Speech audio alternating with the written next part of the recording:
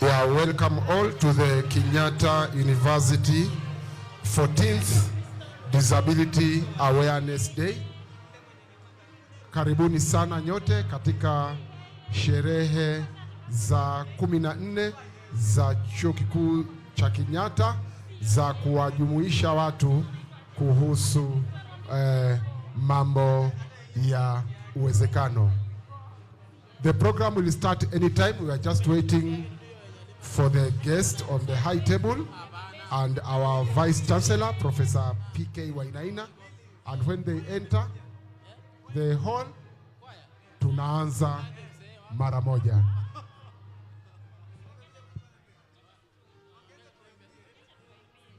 Done. Ichape kidogo chini. Che, 1, 2.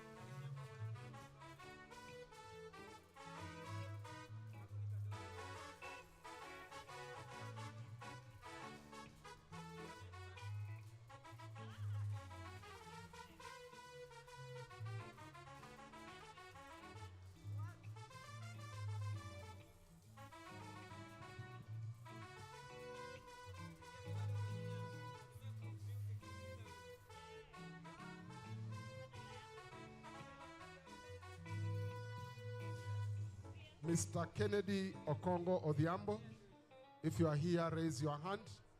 Mr. Kennedy Okongo Odhiambo. Mr. Kennedy Okongo Odhiambo. Kennedy Okongo Odhiambo. If you are here, raise your hand. Okay.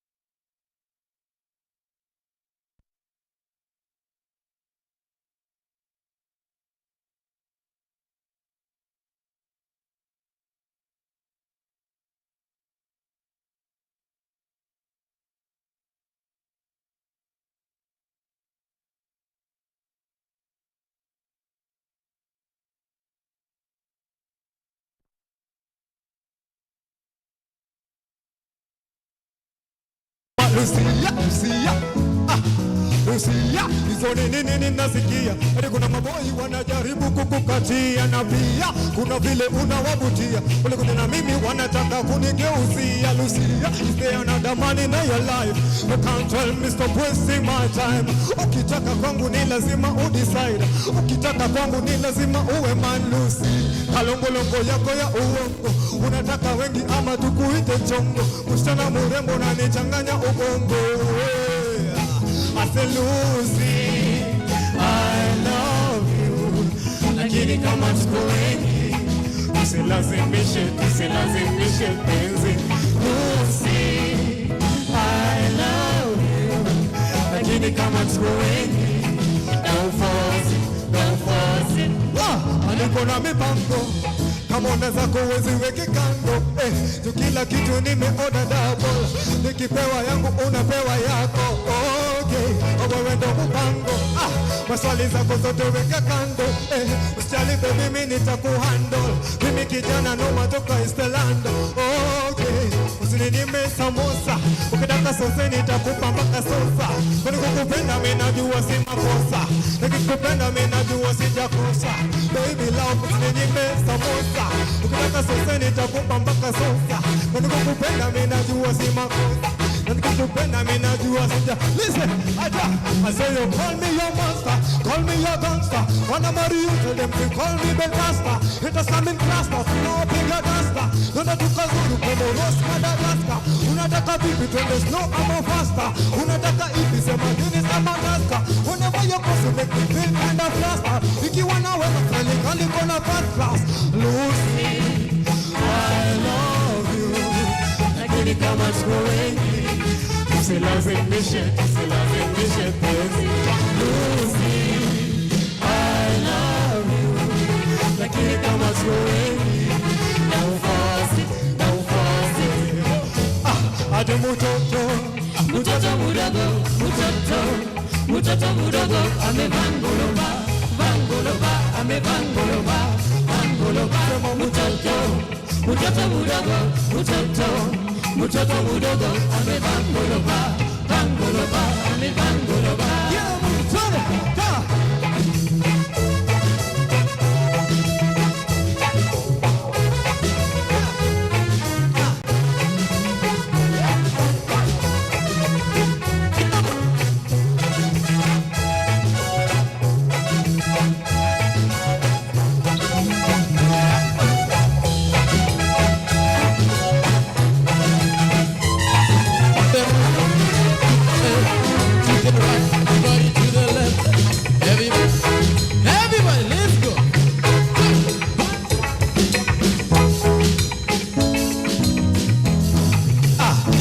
Lucy, I love you, lakini kama tuko wengi tusilazimishe penzi.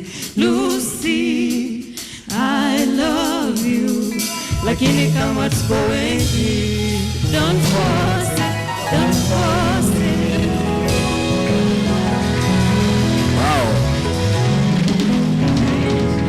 Wow. Thank you. Another round of applause for Mwangaza Band.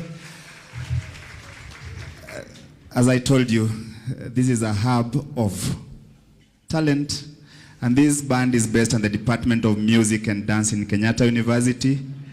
Actually, all of them are students in the Department of Music and Dance, but David isn't. So, those of you in Kenyatta University, this is the place to be. Those of you who are yet to join the university and are aspiring to be, this is the place to be, to come and develop your talent. Ladies and gentlemen, to end this session, I want to introduce to us a gospel artist. He tells me he's a stylist, he dresses people, he is a video director, and one thing that he didn't tell me, but I know I got to know, is that he is a dancer. He used to dance with the Sarakasi dancers. He also told me to tell you that he is born again, but I told him he's going to tell you that by himself. Allow me to invite on stage Dennis Mwaura, aka Katoi. Let us give a round of applause to this guest artist of ours as he comes to give us his performances today. I must also say that Katoi was the choice of the students. And therefore, give him a round of applause as he comes onto stage. He's an artist with disability, but see, disability is not inability. Take onto stage, Bwana Katoi, and enjoy yourselves. Let's give him another round of applause as he...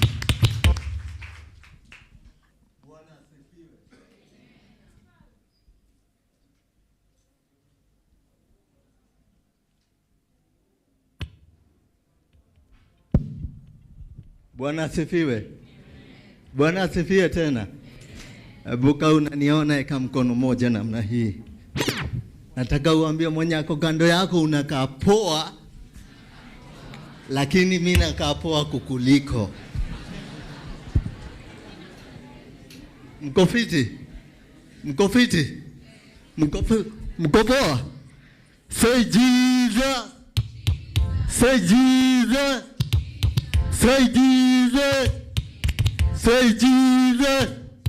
On the 1 and 2 is my DJ. Nipe tu makofi namna hii. Weka juu. Say Jesus. Say Jesus. Say Jesus. Say Jesus. Pull up. DJ, pull up. Let me tell you one thing.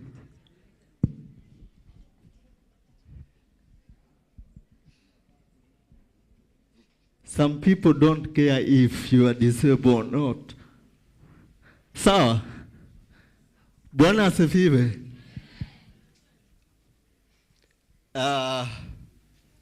Some year back, nilikuwa dancer. How many people remember Sakata? It was a dancing competition. Sawa. And I was a b-boy. And one day, when I was on that stage, nearly twisted backbone. And my nerve system ikashat. And I was told with those cold doctors that I will never come out of my bed for the rest of my life. The reason why nimekuambia no one cares if you are disabled or not, personally, not even my family wanted to be associated with me that time. But can I tell you something? Everyone is disabled. We kama una do, we uko na disability ya do.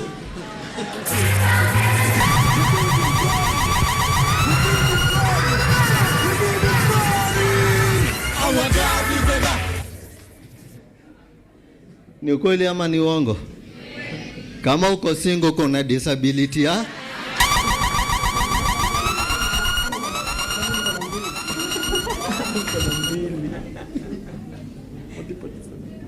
So I think all of us we're in the same line. Sawa? Ama there is a complete person.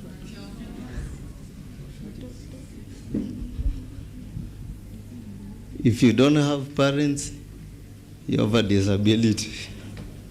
Because you don't have what? Disability is lacking of something. Sindio? Sindio? But let me tell you one thing. The doctor decided I will never, ever walk. Napiga round ama? Am I not walking? Do you know why? Because it starts from here. Once you're okay with whatever happened to you, that's it. Nika ukose do, so unaendanga unatafuta job, si ndio? Na unapata hiyo do, si ndio?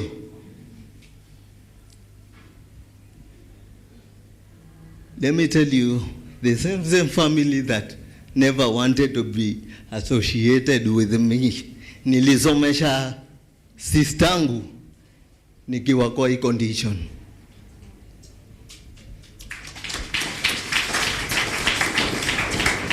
Bwana asifiwe.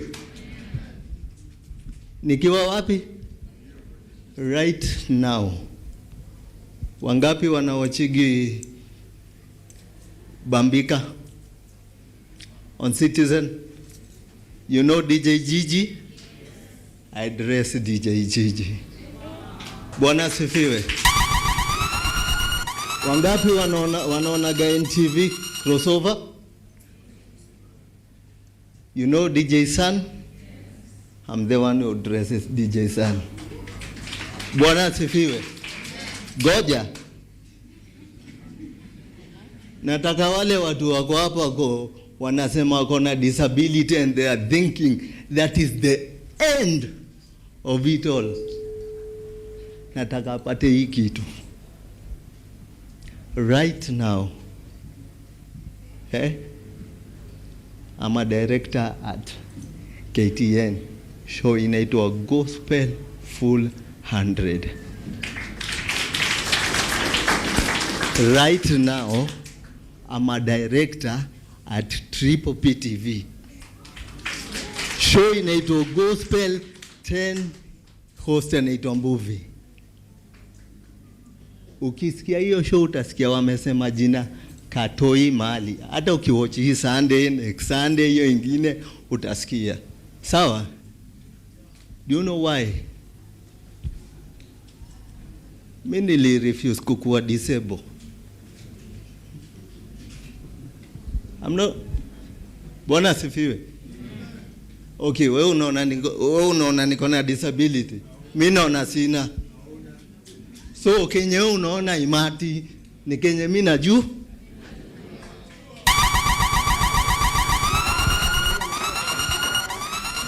Bwana asifiwe. Bwana asifiwe. I believe. Sawa. I believe kuna mtu akona disability na akona gari, si ndio? Hapa sasa, si ndio? Na kuna mwingine anaokupoa na ana.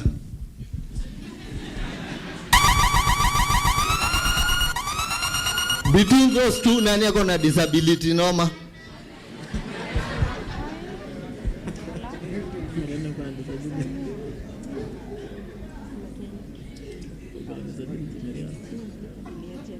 Bwana asifiwe. Let me tell you, the way you show your society, that's how they will take it. Ukionyesha ki society yako, utamka asubuhi na kikombe, uende ukiwaomba. By the way, let me remind you, vikombe ni za cha.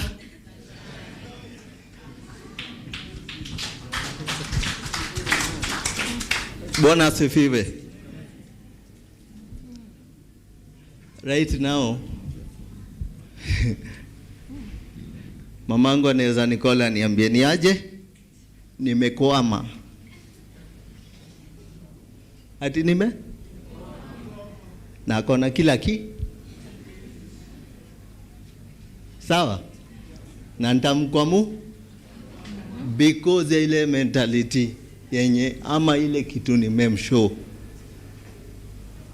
Most of us, sorry to say, disability si kapito ya kwanza biza. Sawa?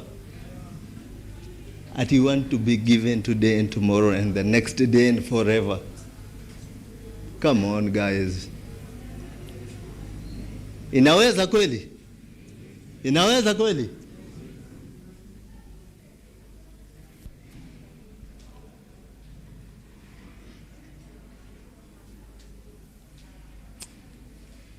Sita take much of your time, but I want to let you know. Like you have said, I'm born again. Many mtu wa church.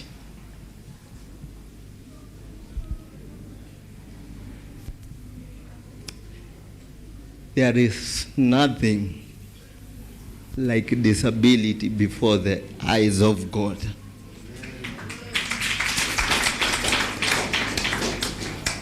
Bwana asifiwe. Sijui kama kuna mtu akona roho yenye haina mguu moja hapa ndani. Anyone? Kuna mtu akona kidini haina masikio? Because God sees inside. This is just an appearance. I kid you not, if it was not for God, today singekuwa hapa. Mimi niliannouncewa dead. Have you ever been announced dead? Niliannouncewa dead. Na daktari Dr. Yugi, I'm sorry. Najua we ni daktari na we ni rafiki yangu. Imagine a doctor confirming you are dead. Na nikoke you say. That was not me, you know.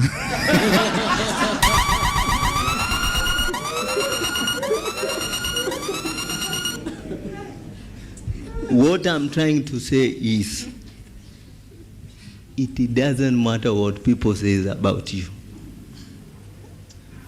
Whatever God has called you to do in this generation, with or without the disability, fulfill the purpose of God. Bwana asifiwe. Sindio? Na juu ya hii story, situfanye hii kitu. Wangapi wako ready? Wangapi wako ready?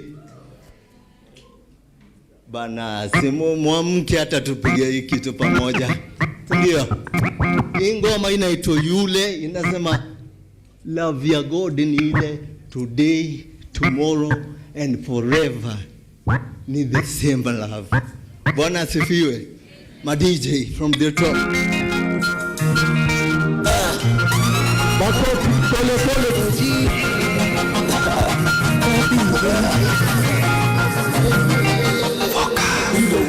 Siwezi endelea, siwezi songa bali mi siwezi kutembea. Umenifeel, umeniongezea, hata devo hawezi nyemelea. Sidhani kuna kitamu fiki kuliko kujua unapendwa. Na kuna mtu mahali fulani anashughulika na kuwaza.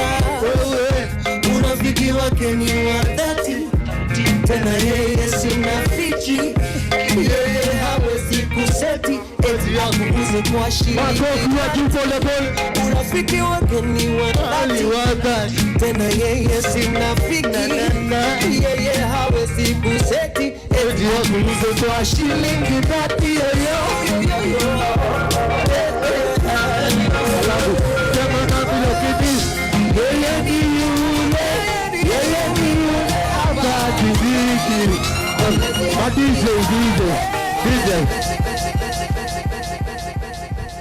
Nataka tu mpige hii chorus na mimi. Yeye ni yule habadiliki. One more time.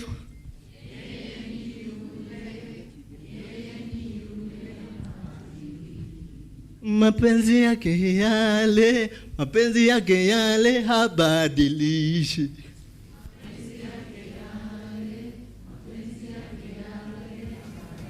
Mtansaidia ama tumalize show. Mtansaidia one more time.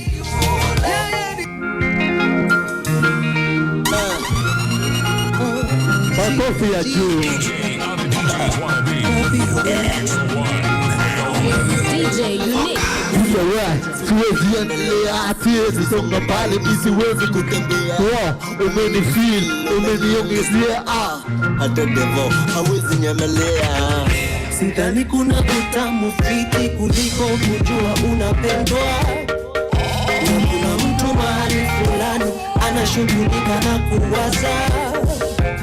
rafiki wake ni watatu, tena yeye si mnafiki, yeye hawezi kuseti eti akuuze kwa shilingi 30. Rafiki wake ni watatu, tena yeye si mnafiki, yeye hawezi kuseti eti akuuze kwa shilingi 30.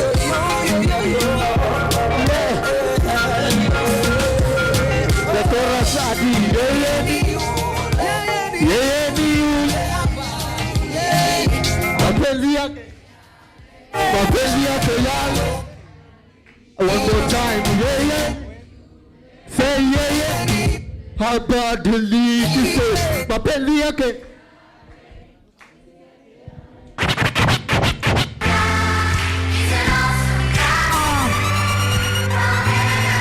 COD. What God does in your life, say no one can do anything, no one can change anything. We give him glory, we give him glory, we give him glory. Our God is enough, our God is enough, our God is enough, our God, say yeah, our God, our God, our God, say our God, our God, our God,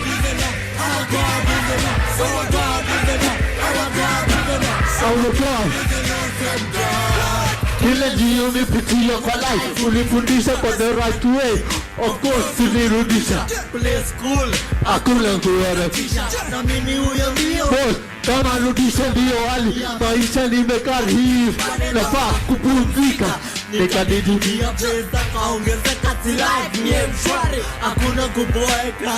Oh no, nikinafanyia card, sio pesa, mwenye tula so today kaya leo ni ye amewezesha na sio kozi ni ye eti ameni yote ameni just sina budi kuforget bad ile past budi kuforget wale the class cause wale die long you wale pass our God, our God, our God, our God, our God, our God is enough, our God is enough. Whoa. Our God is enough, our God is enough, our God is enough, our God is enough, our God is enough, our God is enough, our God is enough. Mela Pride. Yeah man, Jesus for real, yeah. DJs wanna be. DJ Unique, the message. Ranko on the beat. Kwako sipotei, umenipa utulivu Baba, tena siongei, umenifanya wako mwana, maombi unajibu, nakupenda sana Baba, wewe ndio mwalimu. So kama unajua God anatosha, nataka tu mwambie anatosha. Ndio. Ambia God wako anatosha leo. Unadigeti? Ikafanya nikaumia, siku na siku nilifuata ya dunia, nayo ya dunia ikafanya nikalia. And then unasema Mungu Baba unatosha, unatosha. Mambo tangu nafsi yangu Mungu hey Mungu Baba unatosha, nafsi yangu Mungu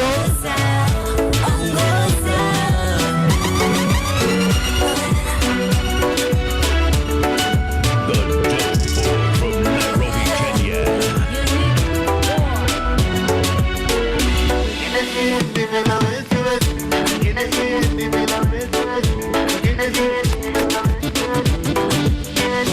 kama bati mauli nikuza nikapona, kama tuza kaya ya tumoyo kaondoa, milima na mabonge hata waligonge, nitakufuata mimi, nitakuimbia, nitakusifia, rafiki zangu ninashuhudia, niwaambie wote wako zake, wewe unatosha.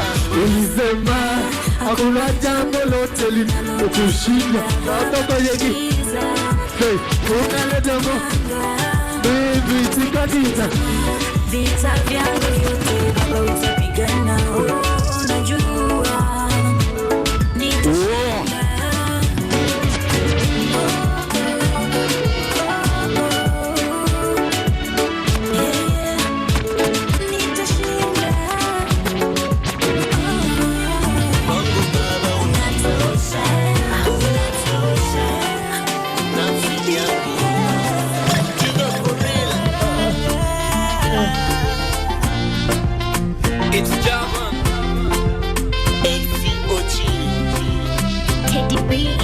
Nothing can hide in the darkness, but there's a God who sees everything. Na hukumu yaja,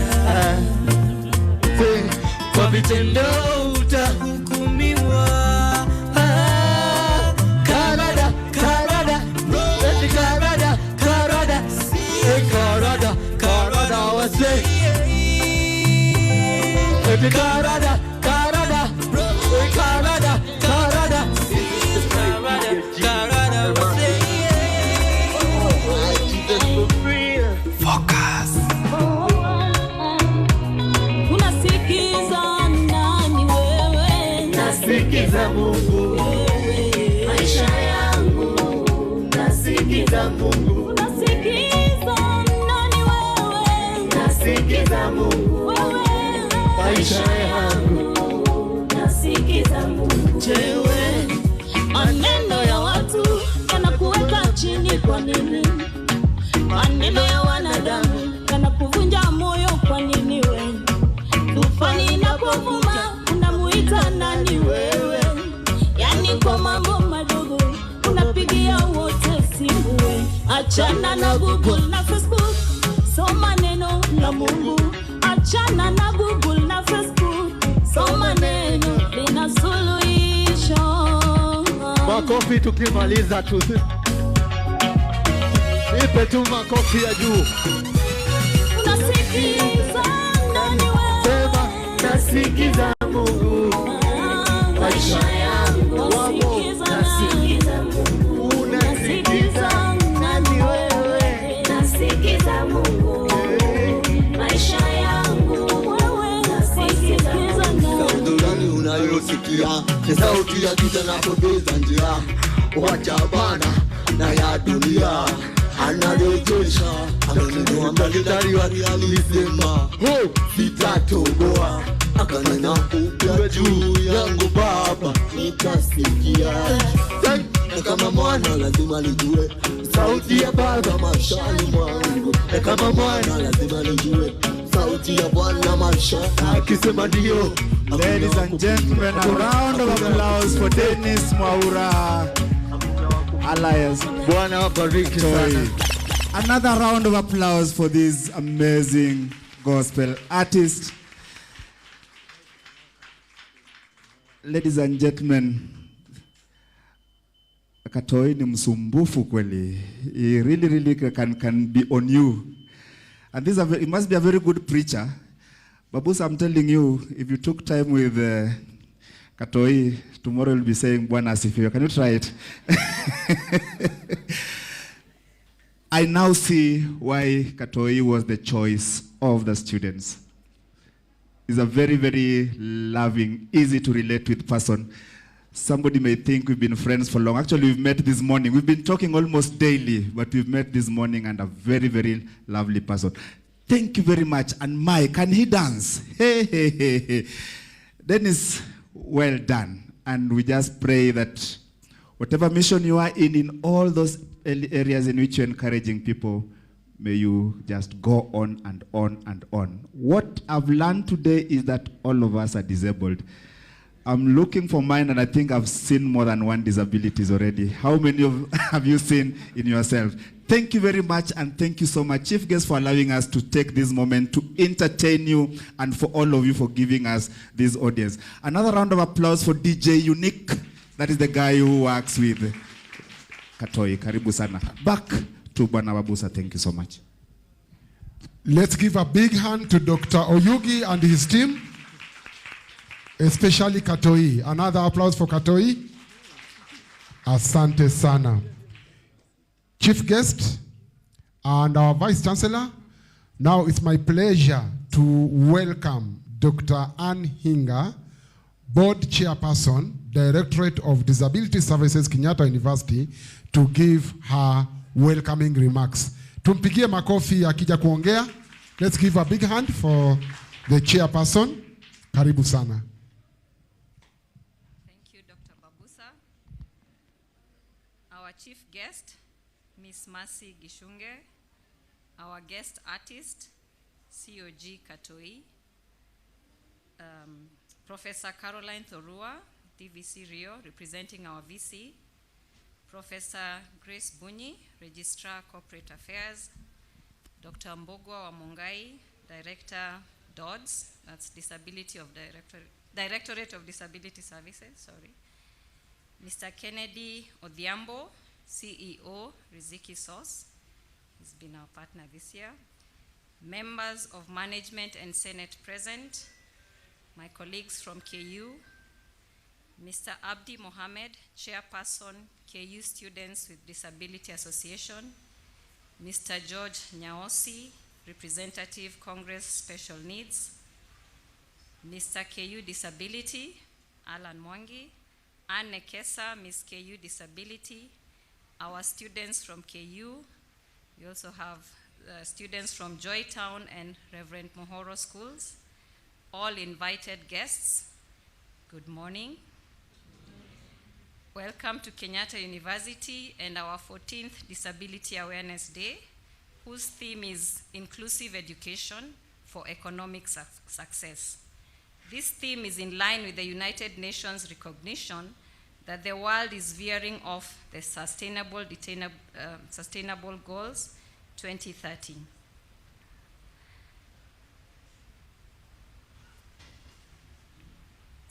Allow me to appreciate Kenyatta University for making this day part of its academic activities. And Professor Thorua, please take this word back. We are very grateful that every March we have this day to continue creating awareness, because you can see right from the United Nations, we are actually losing focus.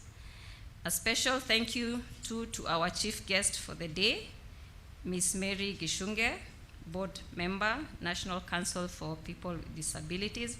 It is an honor to be graced by your presence, and thank you for accepting our invitation on short notice. I'm standing here feeling proud to be part of the steering committee that planned this day. The steering committee members were Professor Paul Mbugwa, Department of Plant Sciences, Dr. Lucy Kathuri, Director Catering, Dr. Isaiah Oyugi, Coordinator University Entertainment, Dr. Florence Gitao, Director Sports and Games, Dr. Clifford Otieno, Department of Early Childhood and Special Needs Education, Ms. Jean Jagi, University Library, Special Needs Section, Mr. Amos Mia, Central Services Section, Mr. Geoffrey Kariuki, Physiotherapist, Directorate of Health Sciences, Mr. George Nyaosi, Congressperson Special Needs, KUSA, and Dr. Mbogwa Wamungai, our Director at the Directorate of Disability Services. Help me appreciate this team with an applause. And to my team, thank you for your invaluable time and input. I do not take it for granted. Another team that I want to appreciate today is the staff at the Directorate of Disability Services. We have our director, Dr. Mbogwa Wamungai. We have Ken Gishohi, is our administrator. We have Milka Wairegi, the secretary, and her assistant, Rose Ongonga. This is the staff that meets daily our staff and students with disability and guide them in one way or another and assist them. On such a day, we celebrate the valuable achievements of people with disability and honor the challenges they continue to face daily. Kenyatta University has continued to offer disability-friendly services. We are happy and proud of the following achievements this year. We collaborated with KCB Bank in matters internships, and they promised that this will be constant. We also took part in some sports festival named Uhai Festival in Chuka University. This was in November 2023, and the Kenyatta University team excelled. We, however, acknowledge that we still have some challenges. We have physical, infrastructural, and attitudinal changes that we need to overcome. Some of these are, we had promised to introduce an app for sign language interpretation that will enhance communication between verbal persons and the ones who are non-verbal. We are still working on this. Matters Braille, we are lacking a Braille transcriber, and this takes time when it comes to transcribing the exams. We have also noted as a directorate that some of our staff and lecturers especially are not accommodating our students with disability in their lecture halls. And as a directorate, we are thinking of organizing a class or an online course to sensitize our lecturers on this.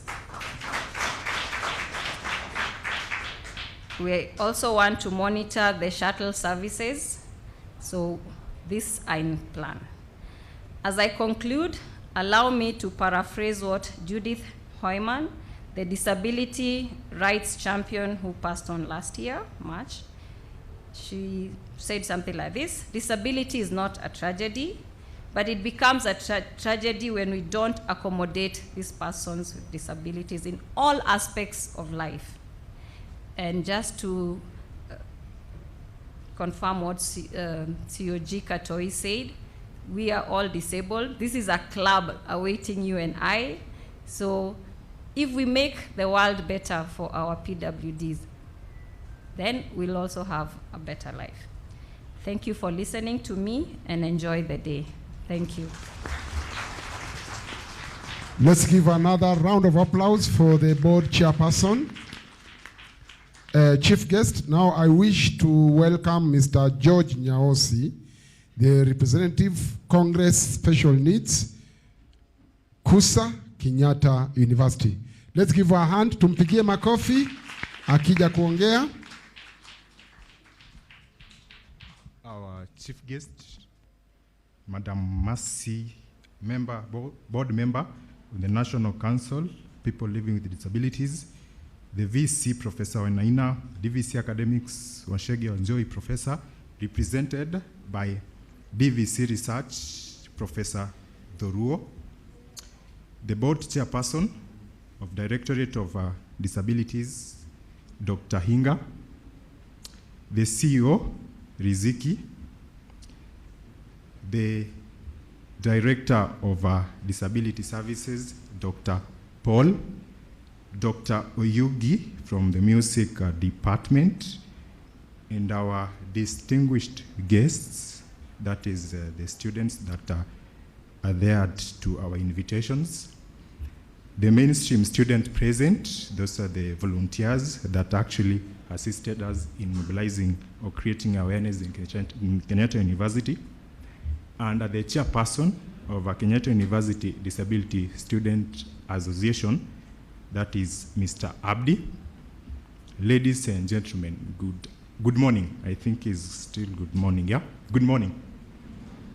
I want to take this opportunity first to recognize the chair, that is Kenyatta University Disability Student Association, for 3 minutes to introduce the executive members. Please do so because of time. The chairperson, Mr. Abdi, present.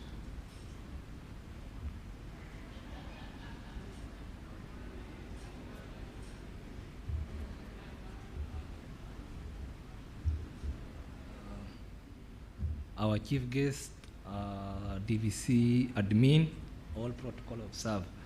Good morning. Assalamu alaikum. Thank you. My name is Abdi Muhammad. I'm the chairperson of Kenyatta University Disability Student. I'm a third year from School of Medicine. I would like to thank the university for giving us this special day, that is the 14th Disability Awareness and the theme of Inclusive Education for Economic Success. Our association, which is, you can see Kenyatta University Disabled Student Association, which is an association of students with all disabilities. All these students who are Kenyatta University students, they belong under the KUDSA. We call Kenyatta University Disabled Student Association. So we champion for the rights and the needs of the disability students.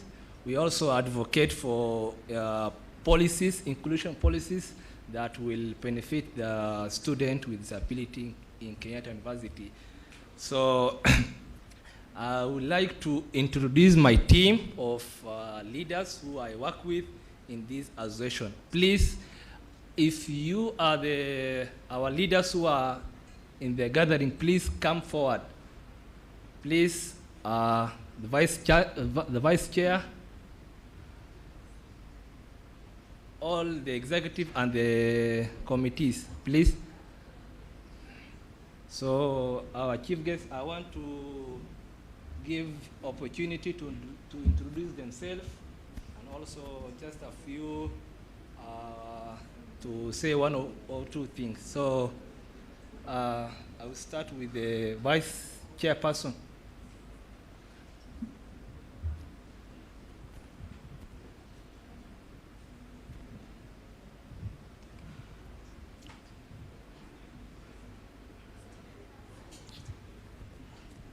My name is Gladys Achieng, and I'm the vice chairperson for KUTV. Thank you.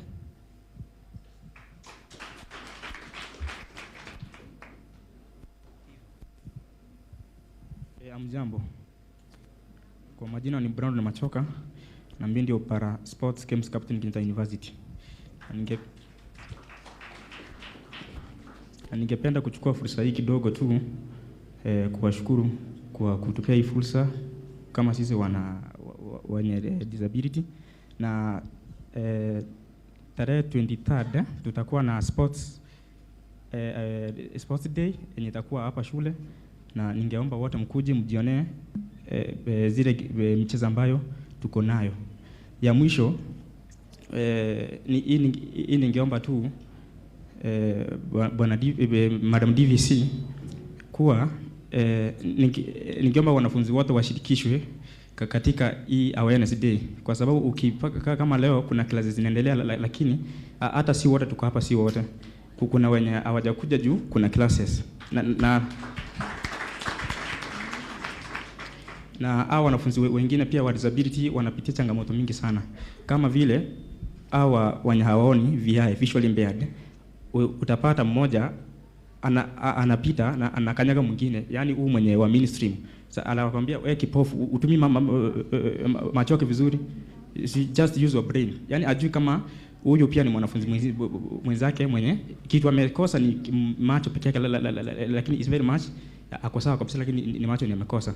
So tungeomba ya next wanafunzi wote washirikishwe, ikuwe kama ni ikuwe awareness ya wanafunzi wote, ndio wajue kuwa wote tuko sawa, ni ile tu amekosa kitu moja ama ingine. Shukran.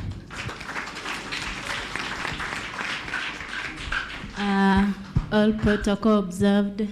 Good morning. My name is Dorcas Obwami. I'm the finance committee member and Kenyatta University students association, and we are so grateful. Personally, I'm so grateful for this day, and we appreciate your honor for availing yourself in this place. Thank you. Good morning. I'm Philomena Ndunge. I'm the KUTV treasurer, and I'm the head of finance committee. If you're happy and you know, clap your hands. If you're happy and you know, clap your hands. If you're happy and you know, and you really want to show it, if you're happy and you know, clap your hands. Well, my name is Mary Kanja, and I am the Vice Secretary, KUTV Association, and the Secretary to the Finance Committee. And I thank God for this day. And I hope everybody is happy. See, you are happy. See, you are happy to know that there are disability students, PWDs, and all of us, we are capable. See, you are all happy. Thank you. Good morning. My name is Alan Masharia. I'm the organizing secretary, Kenyatta University Disability Students Association, and also the current crowned Mr. Kenyatta University Disability. And probably, if all goes well, I want to be the first special needs students to participate in bodybuilding in October.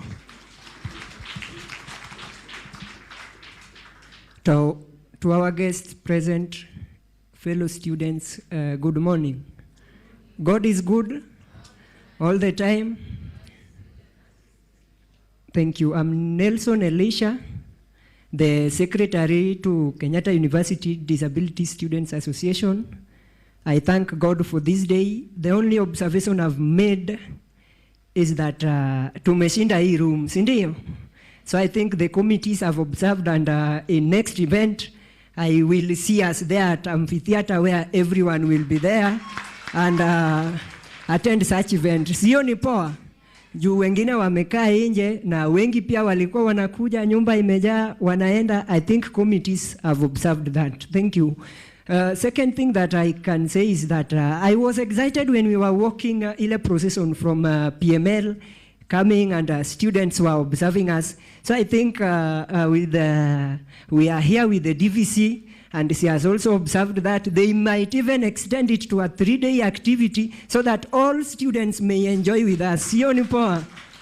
Thank you so much. I have nothing to add on top, just to request students who are here who have no physical disability to please continue assisting us. I must admit that living with disability is not easy. If you don't get a friend who can advise you, at least at times you story, you do what, you might think that I'm alone because of this kind of disability. Thank you so much. Continue being with us and giving us that spiritual support, moral support, and may God bless you. Thank you. Hello everyone.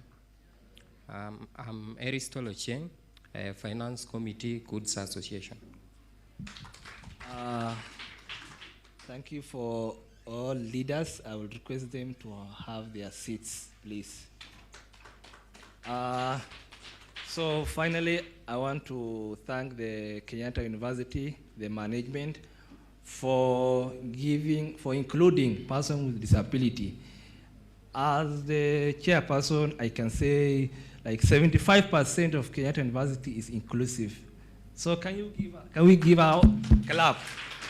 So I thank the university for that commitment, and I will request them to continue like that, so that even many students who maybe the high schoolers will continue joining this university. Personally, if I give a brief background, I come from the northeastern counties. That's Mandera. That's the far north of Kenya. After I did my high school, I was worried, like, where will I join? And I did well in my exam. So I wanted to do medicine.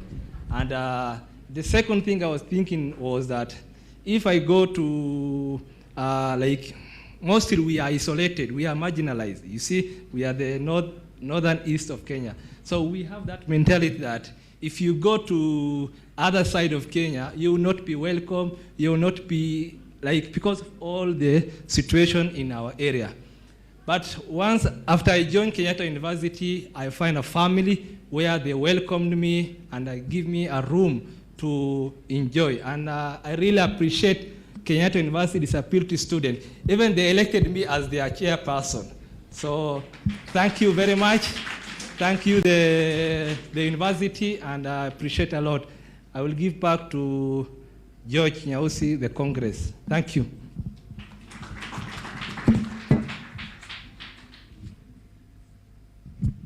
Thank you, the association. Actually, the reason as to why I recognized the association is to summarize my speech, which they have already done, and they have done it so well. So mine is to maybe point out one or two things. First and evermost is to recognize the fact that the Kenyatta University is the best university across the globe that has championed for students living with disabilities by one, providing reasonable accommodations and assistive technologies for students living with disabilities. And for that reason, they have indicated a Disability Awareness Day in the university calendar to create awareness for this special group of students. Can you give applause for that? Therefore, I want to maybe give a proposal or an idea to the DVC research to pass it to the DVC academics and the Vice Chancellor, Professor Wenaina. Maybe if we can do a common unit, that is the students from all faculties, the common unit based on creating awareness for all students about this special needs category, in the fact that after the 4-year course, the students will be going to the field and they will automatically be interacting with this special group. Therefore, if we can introduce a common unit that all students should take, it will be easy to actually mold the students in matters to do with disabilities. Finally, I want to take this opportunity once again to thank our chief guests for adhering to our invitations. I'm much humbled for coming to grace this event. Without much ado, I would like also to thank the Kenyatta University students for making time, though the classes were not cancelled, to attend this great event. I'm very sure that the DVC academics will pass the message to the administrators to make the event more effective and meaningful by next time cancelling classes to make this event more effective so that we are in a position to create awareness to all Kenyatta University students. Thank you and showers of blessings. Let's give a big hand to Mr. George Nyaosi, our chief guest, and the Vice Chancellor being represented by Professor Caroline Thorua. Now that KUTSA have spoken, I wish to welcome Mr. Kennedy Okongo Odhiambo, Director Riziki Source, to give his brief remarks. Let's give a big hand for Mr. Kennedy Okongo Odhiambo. Karibu sana, karibu sana.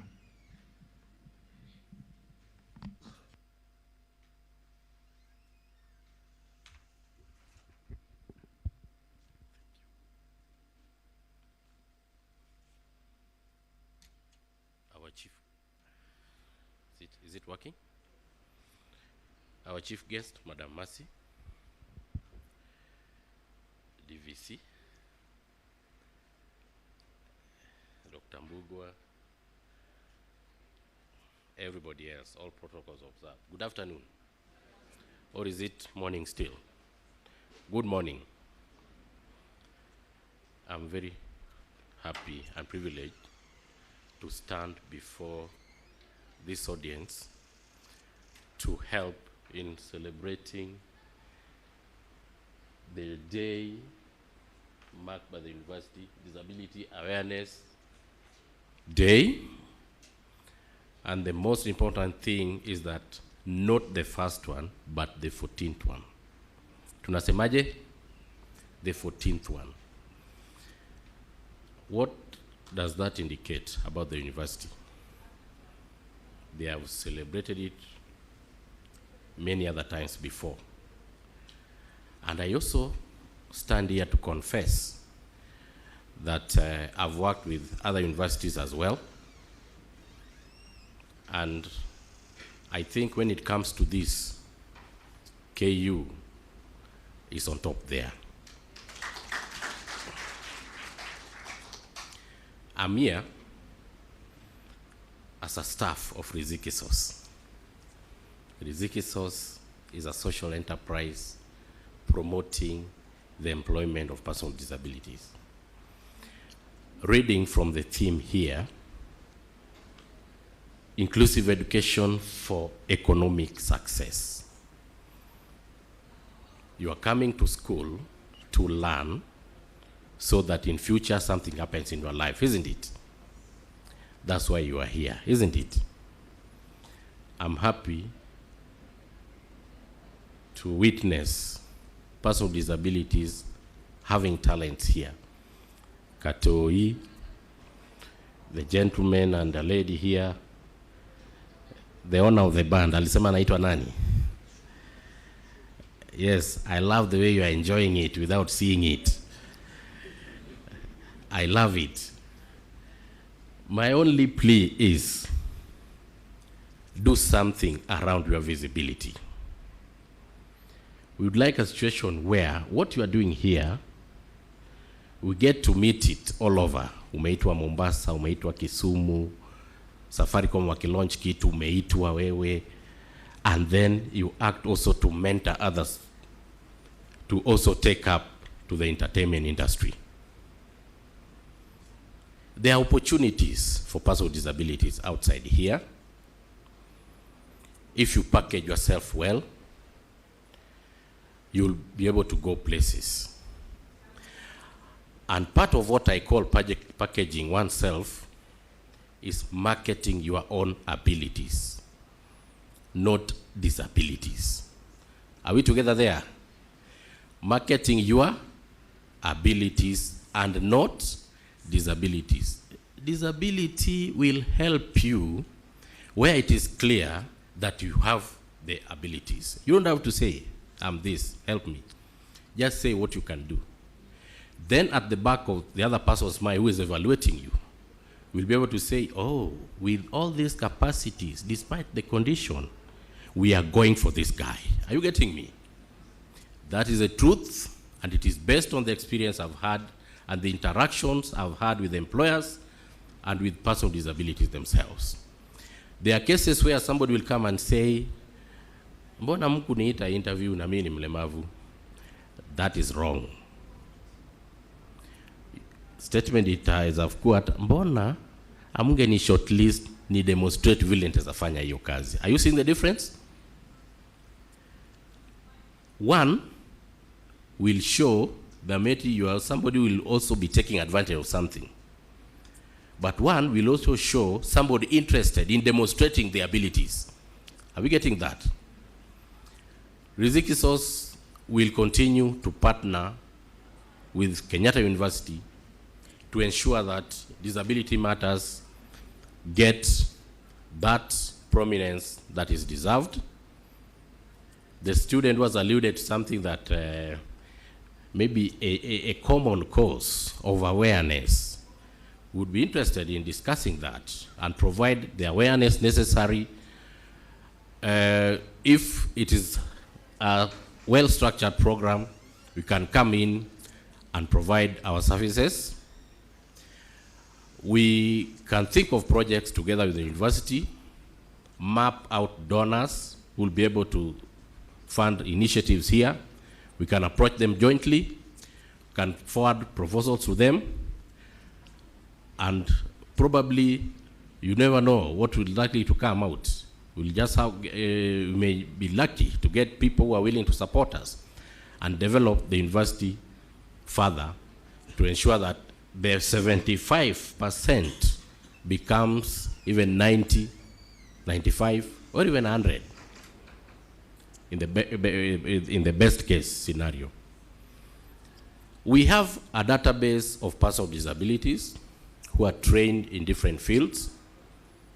I have a colleague who also went through this school, Sam Witi, Ukwapi. He's an alumni here, now working for Rizikisos, and is doing a good job.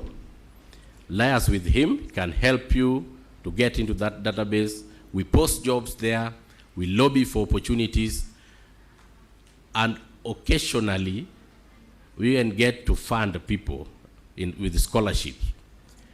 Not all the time, but occasionally. So we'll also be calling on needy cases. You register there. We never know when opportunities come our way. We liaise with the relevant people to give us names of needy cases, and we support sometimes. there are employers who are looking for interns with disabilities.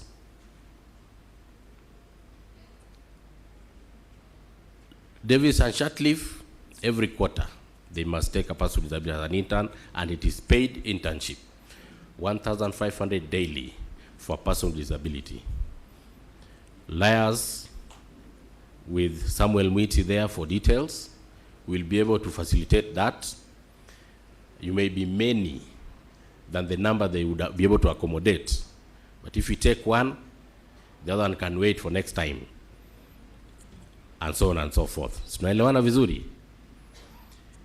With those few remarks, I would like to thank the university for putting all this together, ensuring that disability issues get to be mentioned at least once in a year.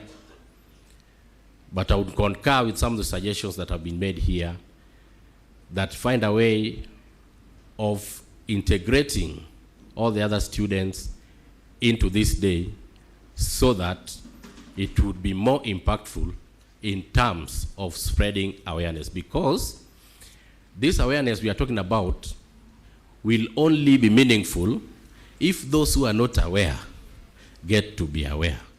But if we are spreading it to those who are aware already, hiyo ina dilute kidogo, si ndio?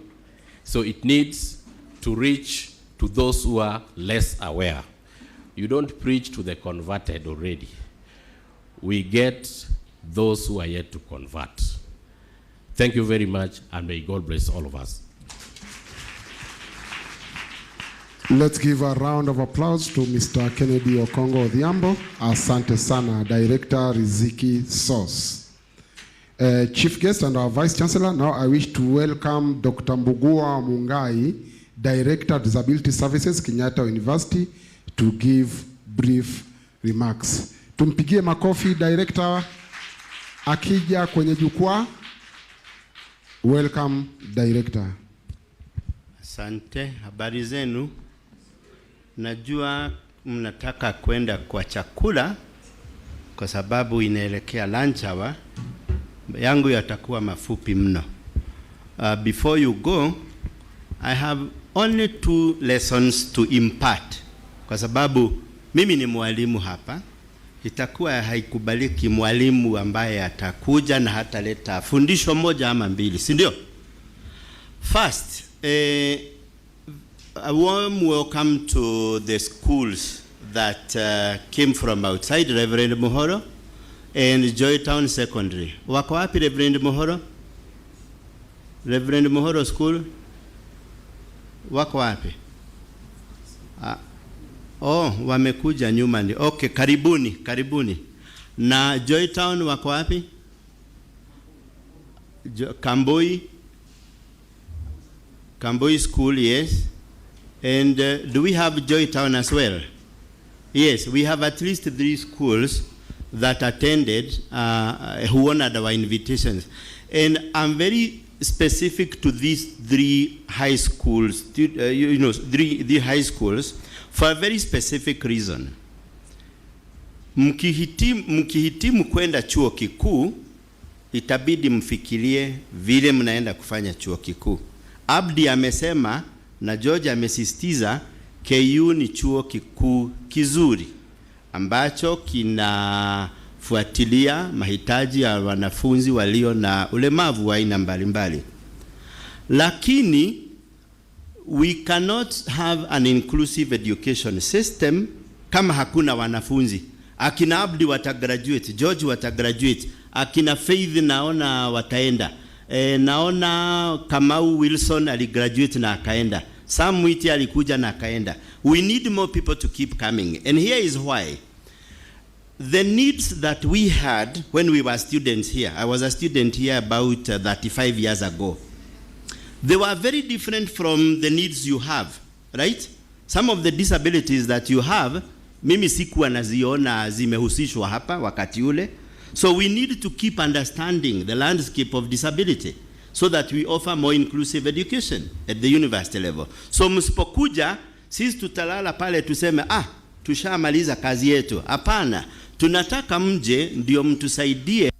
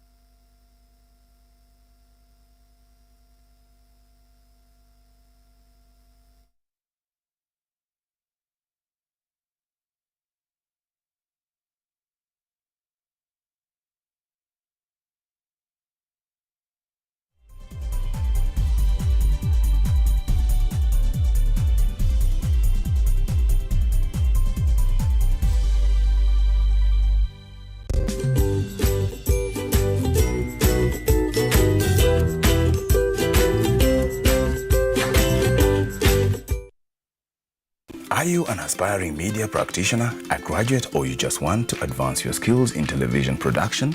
Then welcome to Kenyatta University, where education meets innovation. KUTV, the premier university television station in Kenya, is now offering short courses in TV studio, field technical operations, and video editing. Through these courses, you will acquire hands-on skills on camera operations, media production, lighting techniques, audio-visual editing, and sound and visual control, and how to operate key equipment in modern TV control room. Enroll today at KUTV and discover your full potential in cutting-edge TV broadcasting. Graduates of these courses will receive professional certificates.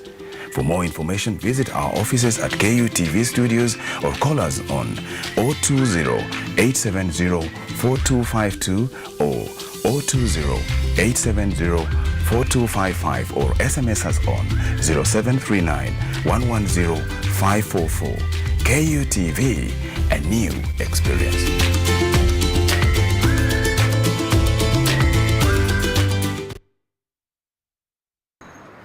They are powerful and influential. They make decisions in politics, education, finance, agriculture, health, sports, and all aspects of human life. But the impact of their decisions falls on you, the common citizen. KUTV Primetime News Thursday. We ask bold questions and pursue answers to the core to bring you closer to the story. We couldn't have it any other way. Join me, Auma Evans, as I raise matters of social concern to raise your voice from the background to the foreground. Every Thursday and Saturday at 9 p.m. only on KUTV.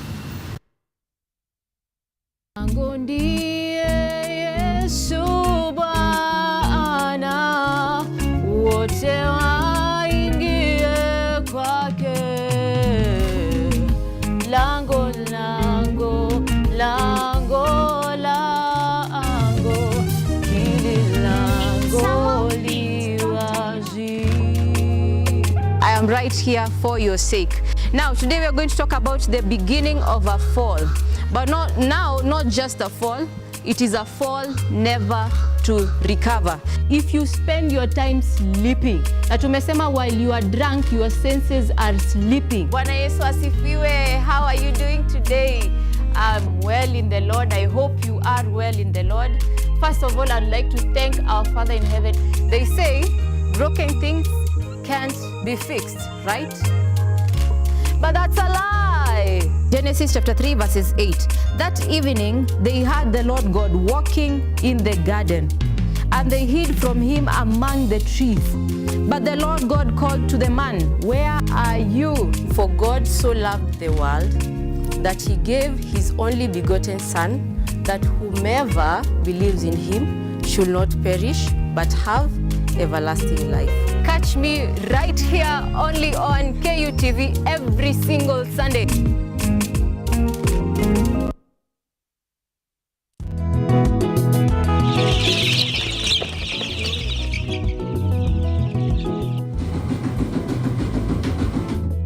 Ni kaunti maarufu kwa kuzalisha maziwa na ukuzaji wa majani chai. Pia serikali ya kaunti inawahimiza wakulima kukumbatia mitindo mingine ya kilimo kuzidisha mapato.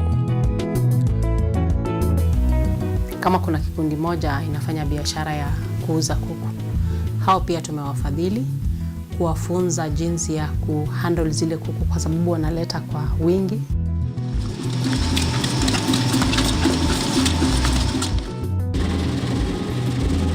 Haya yote tunakuletea katika Boresha Kilimo, toleo la kaunti ya Bomet.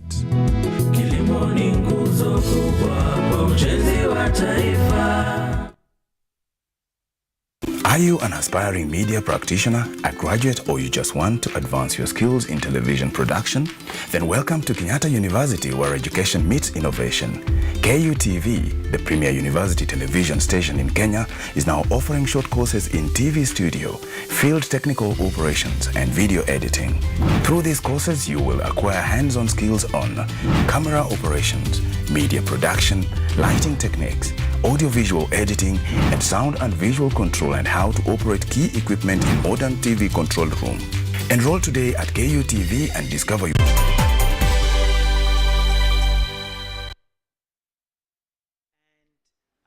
But he is very aware of this celebration and this Awareness Day. So good. So I wish to extend a very warm welcome to all of you attending the 14th Kenyatta University Disability Awareness Day under the theme Empowering People with Disabilities Through Inclusive Higher Education for Economic Success. From this theme, our mission is clear: to see how to break down the barriers that hinder access to quality education for individuals with disabilities, particularly in higher education. We see Kenyatta University as a critical actor in the process through which to attend to the welfare of persons with disabilities as a social justice as well as a technical issue in the field of education. The 2023 United Nations report on disability and development sheds light on the challenges faced by individuals with disabilities in accessing higher education. It's a stark reminder that we have urgent work to do, and now, more than ever before, the university's continued commitment to inclusive higher education is required in order to fulfill the promise enshrined in one of our core values, creating an inclusive society. For now, I'd like to turn our focus to one fundamental aspect: demolishing educational walls in higher education. Imagine a university where every lecture hall, library, and laboratory is accessible to all students and lecturers, regardless of their disability. This is not just an idealistic vision, it is a tangible reality we must strive to achieve. By implementing adaptable pedagogy, we can ensure that students with disabilities have equal access to the curriculum and that lecturers with disabilities can enjoy their work in the lecture halls just as their peers without disabilities do. For example, providing lecture transcripts alongside audio recordings would accommodate students with hearing impairments while benefiting all learners through enhanced comprehension. In this case, assistive technologies play a pivotal role in leveling the playing field. From screen readers for visually impaired students to speech recognition software for those with motor disabilities, technology can empower students to engage fully in their studies. Additionally, tactile models and braille materials can enhance the learning experience of students with visual impairments in subjects like biology and mathematics. Trained educators are essential allies in our quest for inclusive higher education. By equipping faculty with the knowledge and skills to support diverse learning needs, we create a more welcoming and accommodating learning environment. For instance, training sessions on universal design for learning can help lecturers develop flexible teaching strategies that cater to the needs of all students. Furthermore, accessible learning materials are one of the cornerstones of inclusive education.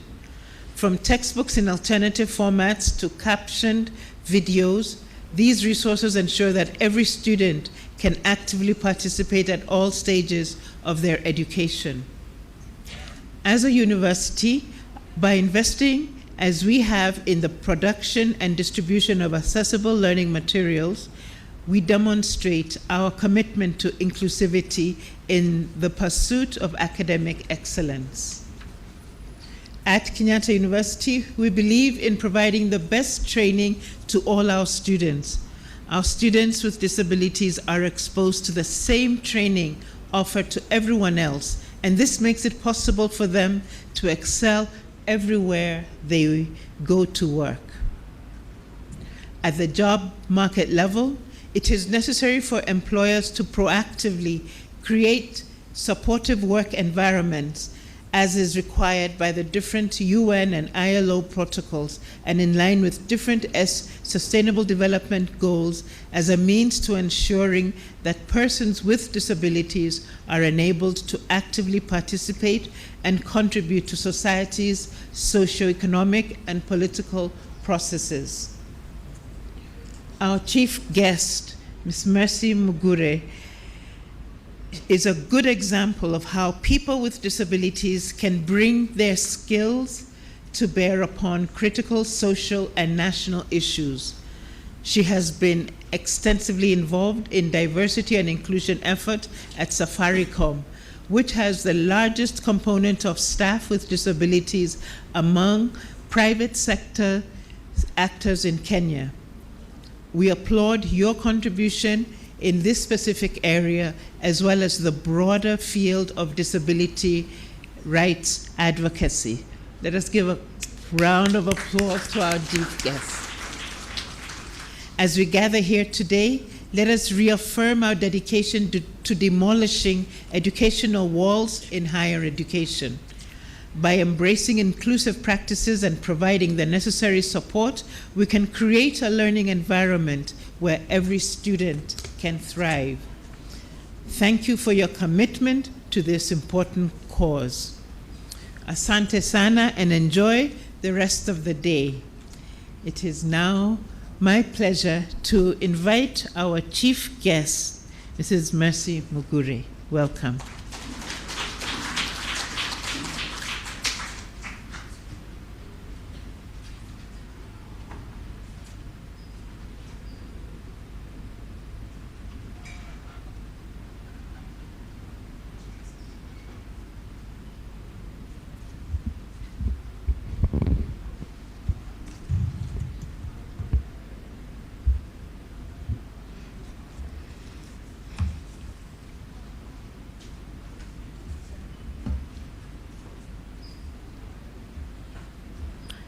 Prof.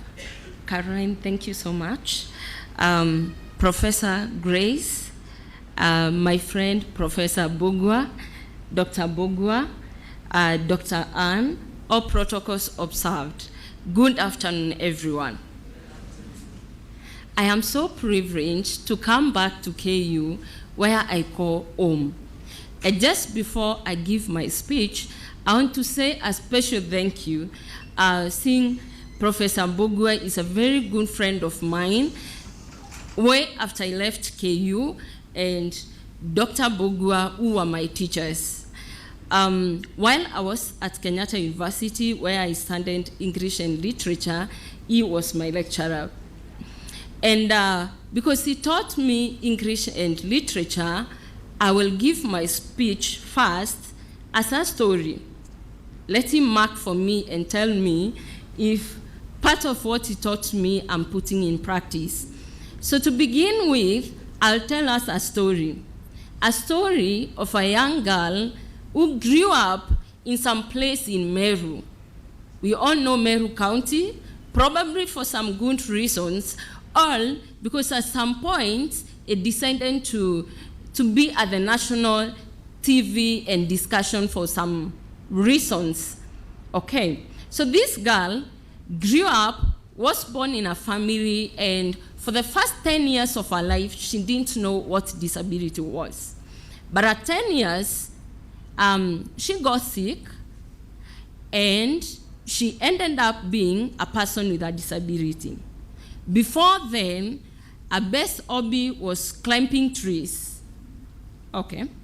So she would engage with the siblings in a competition to see who goes up the trees first and comes down.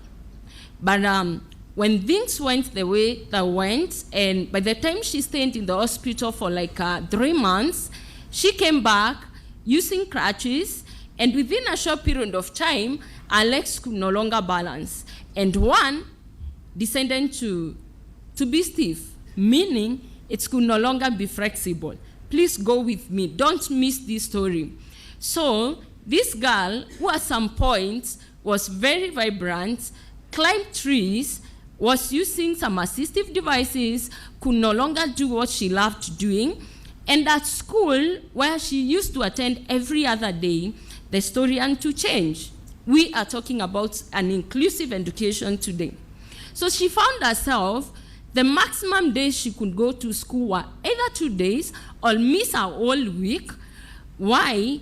By then, where she lived in Meru, it was a very inaccessible place. There were 3 hills before you get to school. There were no motorbikes like our times. Okay. And then, to the teachers, the beautiful school where she was, there was nothing as inclusive infrastructures. And the most important, but mostly is missing, is an inclusive toilet. She couldn't go down on that pitch latrine. And most of the time, she would go to school without breakfast just to ensure she doesn't have to go to the toilet. Well, the mother would carry her on her back to school, and there were these 2 types of friends. Some blamed the mother and thought she must have done something wrong for the child to all of a sudden, from being without a disability to turning to disability. That girl at one point and the best friend to the mother asking and questioning her, you tell us, when you traveled for a week, could it be that you went to a witch doctor and in the process it turned against you and made your child to be disabled? While she was carrying this girl to school on her back, there are times the child and the neighbors wondering, why do you struggle? Are you afraid to take care of this child? Does she really have to go to school? So to the neighbors, going to school was more of a punishment. And when she went to class, the teachers, thinking that they were being protective and helping the students then, they want the other students not to play with this kid, lest they hurt the girl. Are we together in the story? So the girl who was vibrant found herself secluded in a school where other students were not supposed to play with her. In that process, during the games, the so-called PE times, the teachers would request that this girl, she sits at one corner. There was a tree, and all the other students would remove their clothes and give her to protect them. I know some of us can relate to the story of that girl.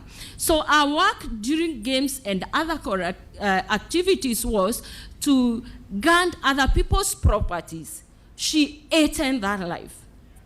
She became vengeful. And she said one thing, you know what? I will work hard in school, and one day to come, I will change the policies in the institutions. There is no other girl will have to go through my experience. And because of that, she used to go be attendant at Kenyatta Hospital most of the time. She would pass through KU and look at the dandy and tell him, you know what, I will go to Kenyatta University. I'll become a teacher. And when I become a teacher, I'll go back and become a DEO. Those are the days that there was a position called DEO. And if I become the DEO, I'll go back to those schools, those that make students to sit and protect other people's properties. I'll deal with them. So there was a girl in a mission, and a revengeful mission, that when she joined Kenyatta University, that she found her purpose. She found what she could do beyond going back to punish the teachers who at some point and made her protect other student properties, okay? So the beautiful thing about that, having a mission and knowing the purpose, this girl knew there was a gap with the policies.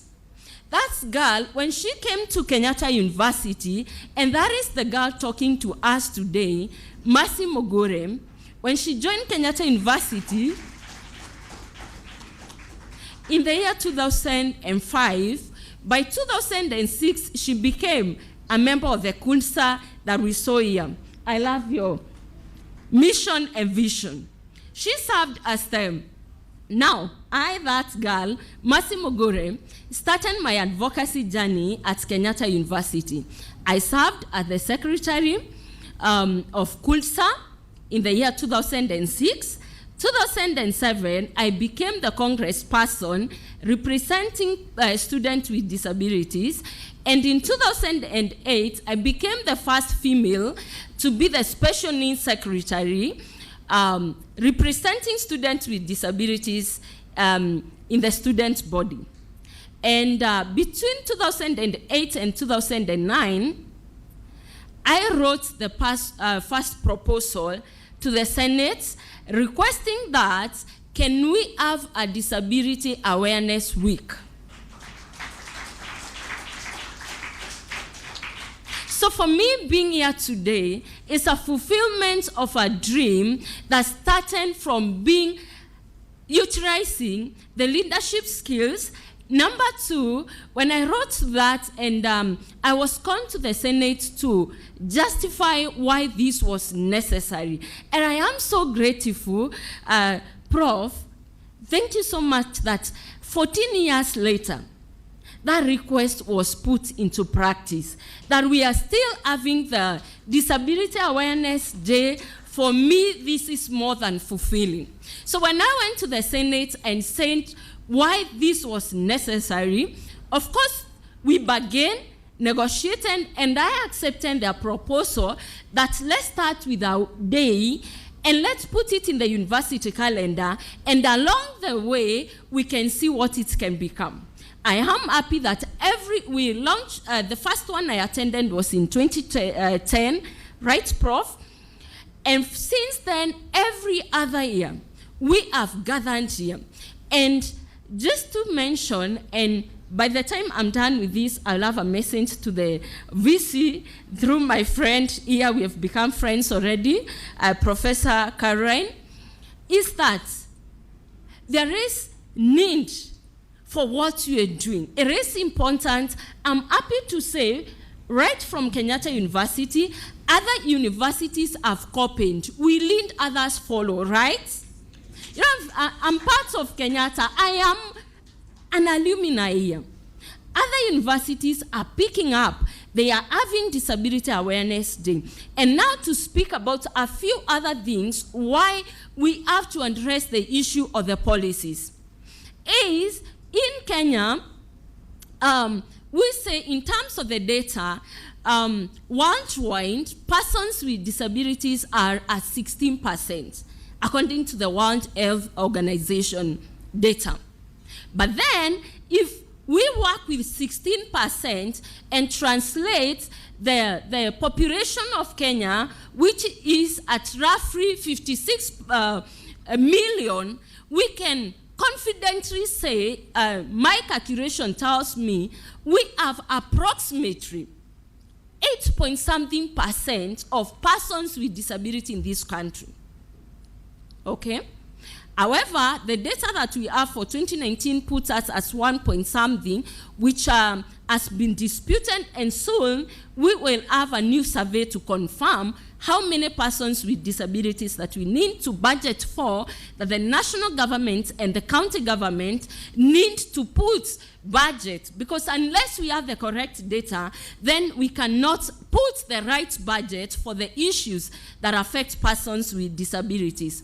Kenya, along the way, when I left Kenyatta University, I studied philosophy still in disability rights in the University of Pretoria, South Africa. And I studied the CRPD, the Convention on the Rights of Persons with Disabilities, which Kenya signed and ratified in the year 2008. Meaning, whatever is put in the CRPD applies and is part of our right as Kenyans with disabilities, because the president already saying the Constitution, Chapter 2, 5 and 6 says, whatever is ratified at the international framework can be used legally in Kenya. So when we combine our Constitution of Kenya, the 2010 Constitution, and what's our rights in terms of the Convention on the Rights of Persons with Disabilities and our 2003 Disability of persons with disability in this country, probably by the end of this year. What does it say about inclusive education? What does it say about inclusive employment? If you look at Article 3 of the CRPD, it talks about our dignity, the key principles. It is about dignity, it is about equal opportunities, and for these equal opportunities to be given to us, we need first of all to say, to move where all the people have spoken before me is not to go advocate that we have a disability. It is about our skills, it is about our presence, it is about having an inclusive environment. So that when the barriers are removed, the attitudinal barriers that students mentioned here, the environmental barriers, the infrastructures that are not friendly enough, then we can all thrive and we can have this inclusive education. Because once we have inclusive education system, when we have policies, I'm happy to say, to confirm that Kenyatta University is among the few public universities that have the disability policy. But that policy, if we put it on the shelf, like many other policies that we have, we will not achieve the inclusivity that we're looking for. Risiki will not get students from Kenyatta University who are well equipped, who are empowered, so that they move from a cocoon of the self-pity to great people who are able to contribute on the tables, who can make policies. Remember when I mentioned that I had a revenge mission, I told myself when I came to KU and I realized I can represent others, I can make a request and someone can hear me and implement something. I am happy to say, as I sit at the National Council representing women with disabilities, we are making those policies. And by the end of this year, we will have the disability policy, the national disability policy. And as we put these policies, it is our responsibility for us to know what policies are there for us, to know what our rights. Do I know what's them? Even as I apply for this job, in our country, we the Disability Act, together with Article 54 of the Constitution, requires that we be given 5% of job opportunities in the public sector and the private sector. It is unfortunate that we have a report within last year that only 1.something% have implemented the employment of persons with disabilities.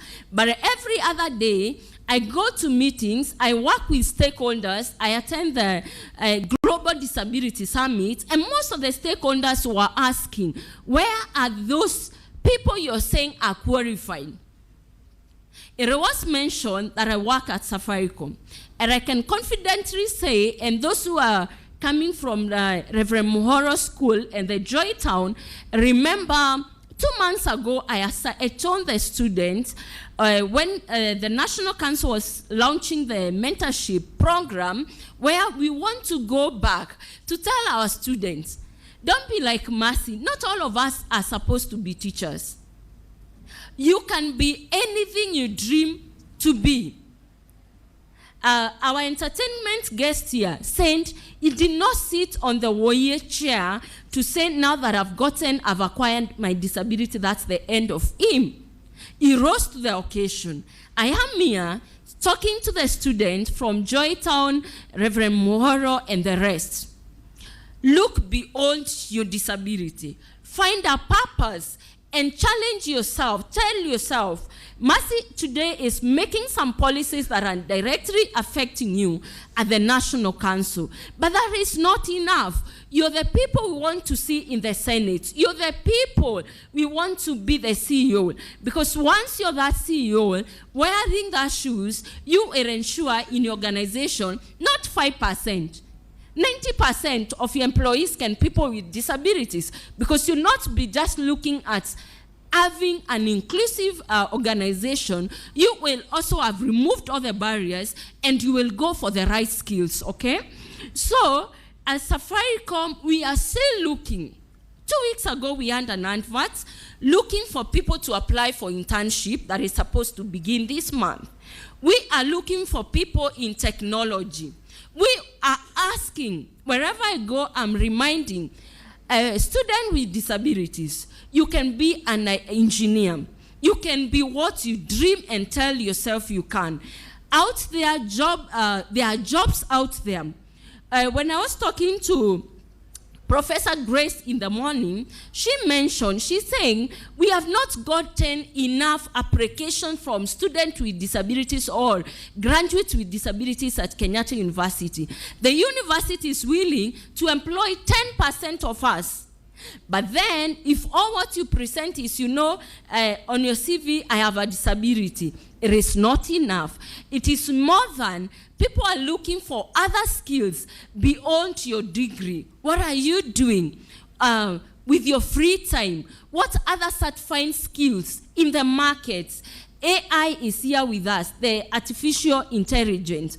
What are you harnessing? You have all the resources, internet and others.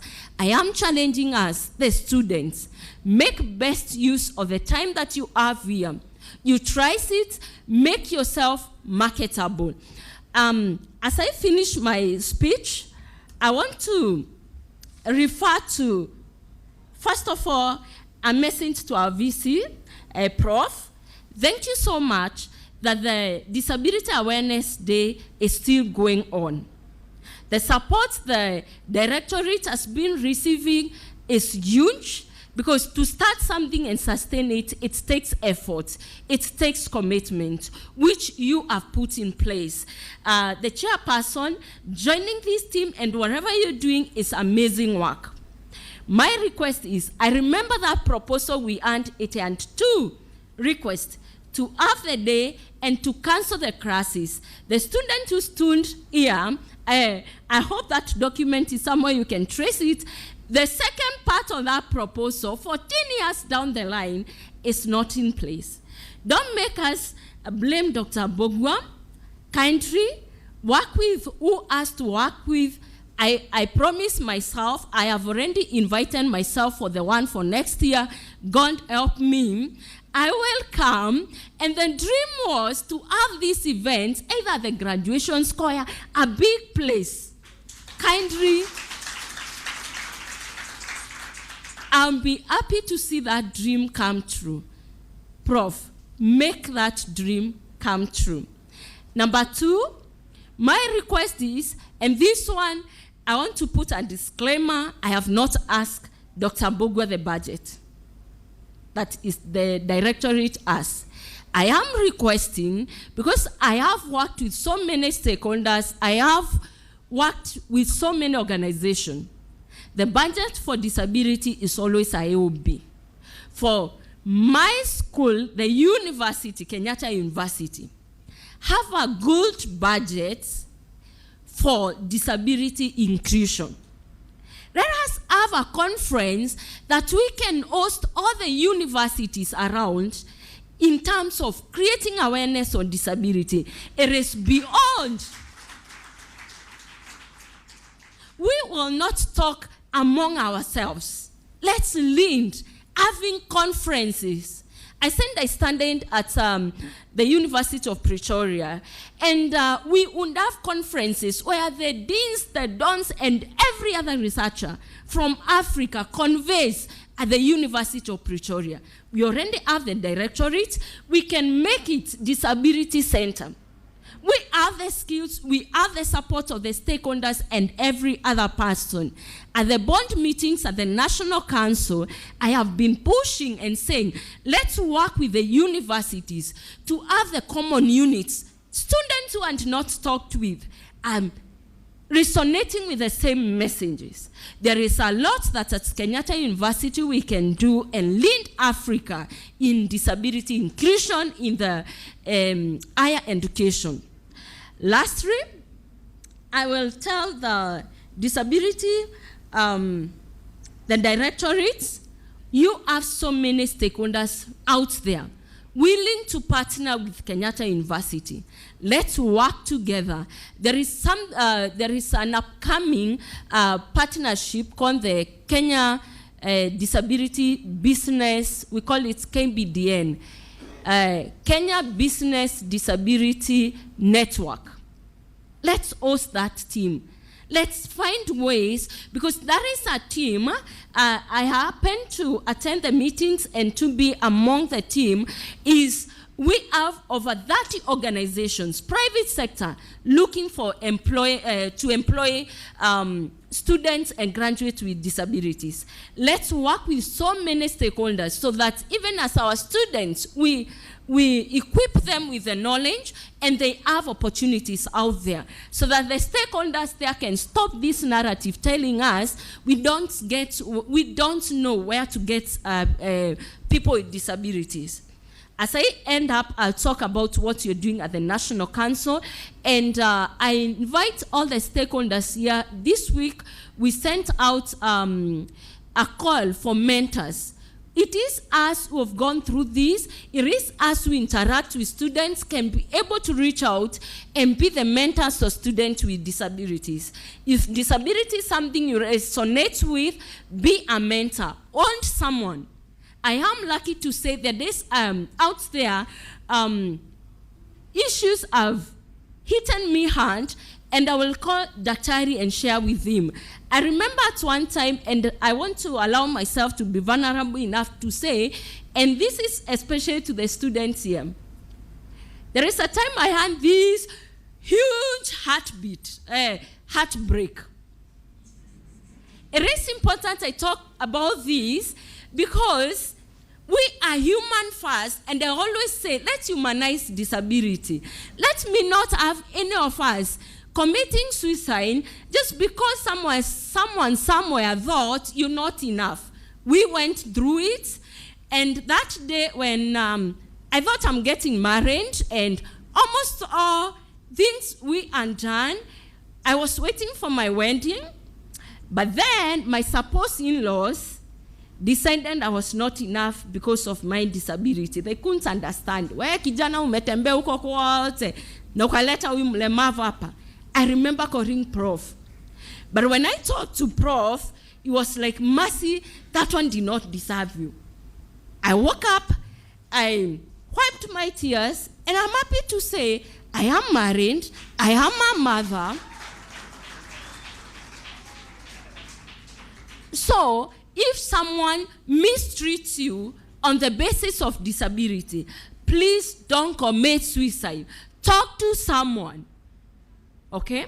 So there is the academic success you need to have, but even the social skills, and this is to us students with disabilities and those without disabilities among us. Please, all these are potential. Katia mwenye anakaa na meet your criteria. Sawa sawa. So, having said that, I want to say thank you so much, Daktari and the steering committee, for finding it worthy that I come and witness that 14 years we are still talking about inclusivity. We are still saying we need policies that are inclusive at the national level. We are doing what we need to do. And if you're not registered, recently, this is my last message now, on my other life, I happen to be a preacher. So if I keep promising this is the last one, please know it is almost the last one. So my last, I hope it is this year the National Council launched the online registration. And I have found people with so many questions about this. So the first situation is we want to have the data of all of us. Are you registered? Go to the eCitizen, have your medical reports. For you to get your medical reports, go to any level 4 or 5 hospitals. That report that has the signature, because now we devolve the entire process, when you have that medical report, your 2 passports, you are Kenyans, you already have 18 years with your ID. Register on the eCitizen. It takes roughly 2 weeks for the registration to be done. Once you're done with that, there is a certificate you get. We are no longer offering the small IDs that we used to offer. Then once that is done, if you get a job or in the process of getting a job now, that is when you get the tax exemption, which is important. Kindly don't wait for you to get to the employment so that you can apply for your registration. The earlier, the better. Okay? The last one, if you are not, you've not already applying for, by end of last year, again, the National Council partnered with the HELP. We are no longer offering bursaries to students with disabilities. We partnered with the HELP team. So ensure you indicate that you have a disability and you get the bursary and the support through the HELP. The National Council is no longer offering the budget for bursaries, but you can be able, the inclusive you're talking about at the higher institution of learning is that you can still benefit from the fund from the National Council, but through the HELP. So having said that, I want to say thank you so much for listening to me, for finding that it was good I graced this opportunity and this event. I am so grateful. I am so humbled. Thank you so much, everyone.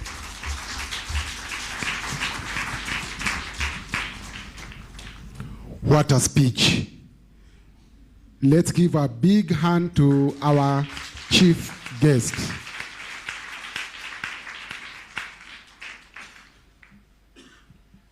Now, chief guest, we'll request you don't leave the dais because we have the gift presentation session that will be coordinated by Dr. Ann Hinga, Board Chairperson, Directorate of Disability Services, Kenyatta University.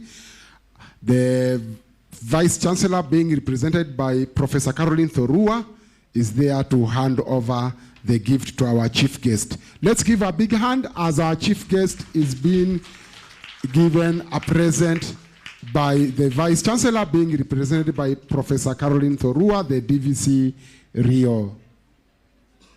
DJ, muziki kwa mbali mzuri wa zawadi. DJ.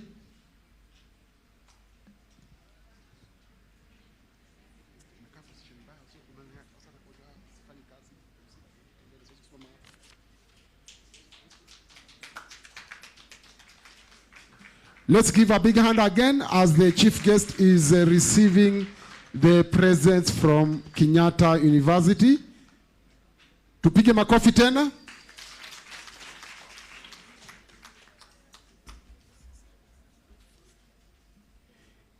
Yeah, we are taking a photo. That's the memories for today. A big day, graced by our chief guest. Chief guest anafungua zawadi, anasema anataka kuona tumempa nini.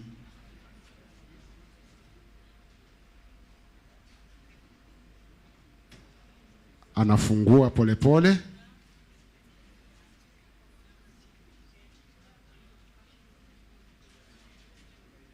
Ndiyo hiyo zawadi ameifungua. Na anaonyesha kila mtu amepewa t-shirti fulana ya Chuo Kikuu cha Kenyatta ya kuadhimisha siku ya leo. Mpigeni makofi. Ya hiyo fulana itakuwa ukumbusho kwake kwa kuja na kuwa mgeni wa heshima kwa siku hii ya leo. Ile nyingine hatafungua, ni zawadi yake mwenyewe, atafungua akiwa nyumbani. Let's give a big hand to the chief guest again. Chief guest and the Vice Chancellor being represented by Professor Caroline Thorua, the DVC Rio. It's now my pleasure to welcome Dr. Faith Kulu, the Director of Student Affairs, to give vote of thanks. Tumpigeni makofi, Director of Student Affairs. Asante, karibu Director. Thank you, our MC. A good afternoon to all of us. After that very heavy Words of wisdom from our chief guest, we can do better. Good afternoon. Thank you.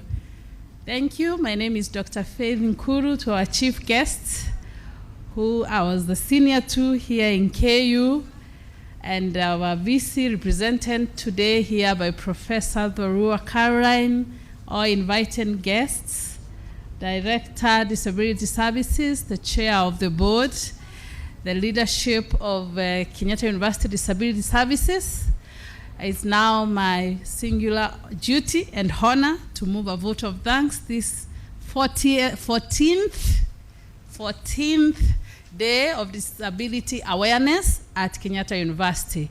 We want to thank the Almighty God for giving us this day to come and to making this day a resounding success.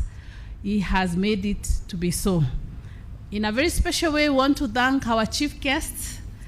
I am very happy that she was a pioneer of this idea, and today she's here many years back to grace this occasion. Thank you for sharing very timely ones. This student can easily relate with what you're saying. And I remember when she joined KU, when I was also a student here, Mogore, we knew her passion for disability. She stopped at nothing that to make sure the people with disability, our students, are comfortable around, and this we are proud. So I want us to applaud our chief guests with 3 claps and after ones. So we clap 3 times. 1, 2, start. 1, 2, 3. 1, 2, 3. 1, 2, 3. Thank you for creating time out of your busy schedule to be here with us. Want to also appreciate the one shared by our VC, represented here by Professor Dorua. Thank you for actually the support you continue to give the disability student. I think they are very comfortable around, and that's why they keep coming. And thank you for all the policies in place. And I know what Marcia has also added, and the Congress person, the message will be home, and we will do what we call continuous improvement. Also, let's appreciate Professor Dorua with 3 claps. 1, 2, 3. 1, 2, 3. 1, 2, 3. Thank you for all our invited guests today, and particularly Mr. Wihan Kennedy Okongo, who has also spoken to us, and all other our invited guests, wherever you are. Thank you for coming to be with us today as we celebrate this very important day in our university calendar. We give them 2 FT claps. 1, 2, 1, 2. Now we didn't get it. 1, 2, 1, 2. That's right. 1, 2, 1, 2. 2 times. Thank you. Also, in a very special way, we want to appreciate the chairperson of the board, my friend, and the members of the KU Disability Services Board. They are very passionate about this work that they do, and we always see it because there are very many activities that they put in place. And I know it's the same team that has teamed up to be the organizers of this great, wonderful, colorful event. Is it not colorful? Is it not wonderful? Yes, so they are put in, and we cannot forget this day. And we always look forward to celebrating this day. And also in the same group, we appreciate the Director of Disability Services. He's also my very good friend, Dr. Mungai, for what you continue to do with your team at the Directorate to supporting our students. At no point we find our students stranded. They are helped, and we may not be there yet, but I know they are very committed to getting us there. So we also give that team, because it's a big team, 3 FT claps. 1, 2, start. 1, 2, 3. 1, 2, 3. 1, 2, 3. We also want to appreciate the entertainment. How was it? This team is very talented. The band, we also had the Uganda song. I would see the sign language interpreter was not able to interpret that bit because it was in Uganda. And finally, our chief artists, you have entertained us. You have made this unforgettable day. So we also give them 3 FT claps. 1, 2, start. 1, 2, 3. 1, 2, 3.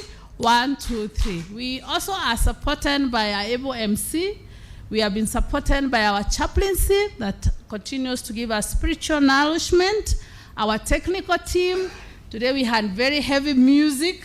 So I know there are people who took time to prepare all this. We want to also appreciate them. 1, 2, 1, 2, 1, 2. Thank you. We also want to appreciate the schools that have joined us, the 3 schools, the student and the staff. I know particularly for the student it is very important because when you come and see what is happening in Kenyatta University, you can only make Kenyatta University your university of choice. And here we have all those courses our chief guest has talked about, from engineering to everything that you want to be. So we also want to welcome you in Kenyatta University and thank you for also creating time to be with us. So we also give this group 3 FT claps. 1, 2, start. 1, 2, 3. 1, 2, 3. 1, 2, 3. To our esteemed students, those that have come to volunteer, those of us that are here because this day means a lot to you, thank you to create time to be with us here. We also appreciate you. You know, we love you so much and you mean so much to Kenyatta University. Thank you for creating time to be with us. And any other person who has come to be with us today, please receive our appreciation. And since it's the last one, we give the last 3, and may God bless each one of you. So let's finalize with the 3 heavy one. 1, 2, start. 1, 2, 3. 1, 2, 3. 1, 2, 3. Thank you very much. Yeah, and finally, let's give a big hand also to the Director Student Affairs for the vote of thanks. Thank you very much. Chief Guest and our Vice Chancellor being represented by Professor Caroline Torua, the DVC Rio. Now it's time for the photograph, which will be coordinated by the Directorate Relations and Communications.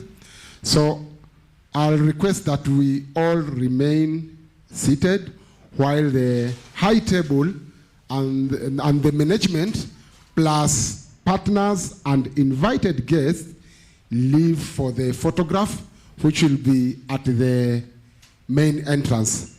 Director, you can hear me? Yes. The main entrance out there. That's what the director have decided. So the photo will be there.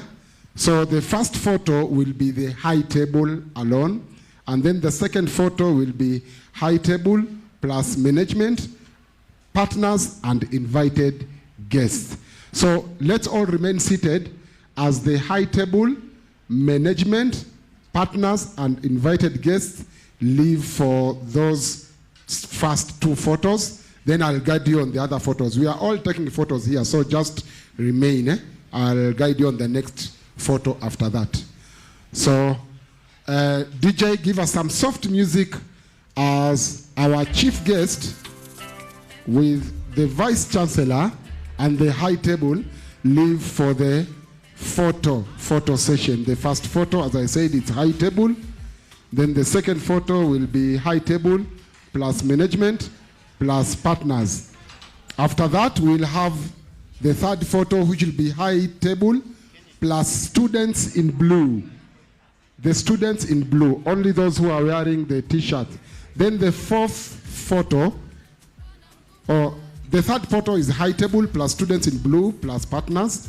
And then the fourth photo will be high table plus the high school students who are invited.